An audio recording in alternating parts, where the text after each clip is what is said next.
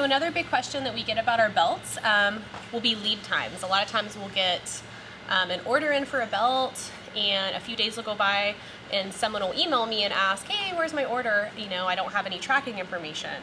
And the biggest thing about our belts is, like, they're all handmade. Blake and I hand make every single belt ourselves. Everyone. Every single belt. We don't have any employees, it's just us. We're making the belts, we're answering the emails, we're shipping them, everything. And so if it takes 2 weeks to make your belt, it's just because we're really busy and we have a lot of other belts to make. But I promise that we always try to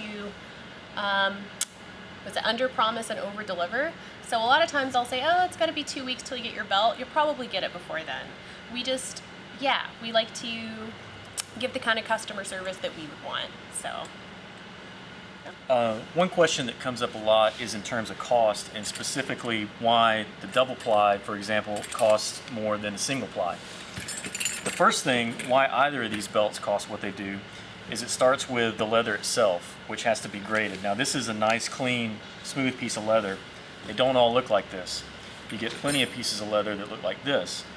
So these are most likely branding marks, and this is a strap of leather that unfortunately you can't make a belt out of, because once you cut this off, you don't have enough left to make a belt.